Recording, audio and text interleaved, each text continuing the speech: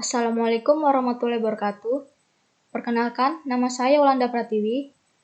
Hari ini saya akan mempresentasikan akuntansi manajemen bab 8 mengenai biaya kualitas dan produktivitas. Saya dari kelompok 8. Pembahasan pertama yaitu biaya kualitas. Biaya kualitas merupakan biaya yang terjadi atau mungkin akan terjadi karena adanya kualitas yang rendah. Ada dua kelompok biaya kualitas, yaitu biaya pengendalian dan biaya kegagalan. Pengukuran biaya kualitas. Biaya kualitas dapat diklasifikasikan menjadi dua menurut kemudahan dalam pengamatannya. Yang pertama yaitu biaya yang dapat diamati, dan yang kedua yaitu biaya kualitas yang tersembunyi. Pelaporan biaya kualitas.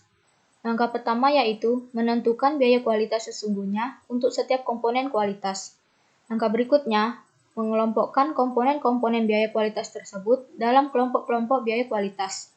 Pengelompokan ini bermanfaat agar manajer dapat mengetahui distribusi penyebaran biaya kualitas yang terjadi. Pelaporan biaya kualitas.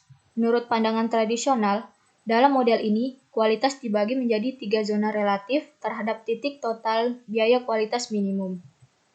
Menurut pandangan kontemporer, inti dari pandangan ini adalah untuk mendapatkan manfaat biaya, maka tidak diperbolehkan adanya produk yang tidak sesuai dengan spesifikasi yang ditentukan. Activity Based Management dan biaya kualitas optimal. ABM membedakan biaya kualitas menjadi dua kelompok, yaitu biaya bernilai tambah dan biaya tidak bernilai tambah. Selanjutnya ada analisis trend. Agar mendapatkan gambaran keberhasilan, diperlukan perbandingan antar periode dengan menggunakan periode dasar sebagai pembanding perkembangan program perbaikan kualitas. Perbandingan dilakukan untuk semua komponen biaya kualitas, baik secara total maupun secara per komponen. Dengan menggunakan grafik trend, akan diketahui perkembangan total dan per komponen dari periode ke periode. Selanjutnya ada pengidentifikasian permasalahan pengendalian kualitas. Salah satu metode yang dapat digunakan untuk mengidentifikasi permasalahan pengendalian kualitas yaitu metode diagram sebab akibat atau fishbone diagram. Metode ini dikemukakan oleh Ishikawa, sehingga sering juga disebut diagram Ishikawa. Berikut merupakan contoh diagramnya. Selanjutnya ada penyebab penyimpangan kualitas. Yang pertama yaitu manusia. Adalah semua orang yang terlibat dalam proses. Yang kedua ada metode. Yang ketiga ada mesin, baik peralatan, komputer, ataupun perlengkapan lainnya.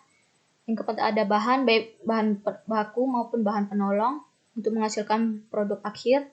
Yang kelima ada pengukuran. Yang keenam ada lingkungan. Produktivitas dan efisiensi. Efisiensi proses adalah kemampuan untuk mengubah input menjadi output antara throughput pada biaya terendah. Ukuran-ukuran yang biasa digunakan untuk efisiensi proses produksi dan bisnis yaitu yang pertama produktivitas, yang kedua ada waktu siklus, dan yang ketiga ada rasio waktu output. Pengukuran produktivitas. Produktivitas menekankan pada bagaimana menghasilkan output secara efisien, dan secara khusus ditujukan pada hubungan antara output dan input untuk menghasilkan output. Efisiensi produktivitas total terjadi saat dua kondisi terpenuhi, yaitu efisiensi teknis dan efisiensi pertukaran. Efisiensi teknis itu sendiri yaitu menghilangkan aktivitas tidak bernilai tambah dan hanya melakukan aktivitas bernilai tambah dalam menghasilkan output. Upaya peningkatan produktivitas dapat dicapai melalui 3 cara, yaitu yang pertama menghasilkan output yang sama dengan input lebih sedikit. Yang kedua, menghasilkan output yang lebih banyak dengan input yang sama. Yang ketiga, menghasilkan output lebih banyak dengan input yang lebih sedikit.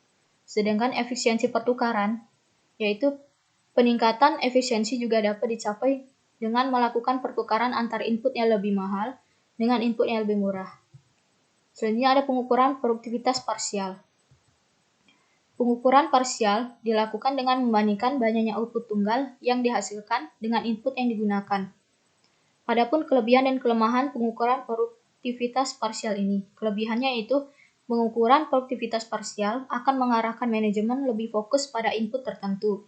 Sedangkan kelemahannya itu pengukuran parsial yang dilakukan dengan cara satu per satu input diukur secara terpisah dapat memberikan suatu gambaran yang salah tentang produktivitas. Selanjutnya ada pengukuran produktivitas total. Produktivitas total didapatkan dengan cara mengukur produktivitas semua input yang digunakan untuk menghasilkan output. Terdapat dua pendekatan pengukuran yang dapat dipergunakan, yaitu pengukuran profil. Dilakukan dengan cara mengukur beberapa input utama yang dipergunakan untuk menghasilkan output yang hasilnya berupa ukuran operasional. Dan yang kedua yaitu pengukuran profit link productivity, yaitu mengukur jumlah perubahan laba yang diakibatkan oleh perubahan produktivitas. Kemudian ada komponen pemulihan harga, yaitu kemampuan perubahan pendapatan dalam mengimbangi pengaruh perubahan harga input. Pengukuran pemulihan harga dilakukan dengan cara perubahan pendapatan dikurangi perubahan biaya input dengan asumsi tidak ada perubahan aktivitas. Pengukuran waktu siklus. Waktu siklus adalah waktu yang dibutuhkan untuk menghasilkan satu produk atau jasa. Pada jasa, waktu siklus dihitung sejak konsumen mengajukan permintaan layanan sampai selesai. Waktu siklus rata-rata setara dengan total waktu proses untuk semua unit dibagi dengan unit dihasilkan. Sekian presentasi dari saya mengenai biaya kualitas dan produktivitas. Terima kasih. Assalamualaikum warahmatullahi wabarakatuh.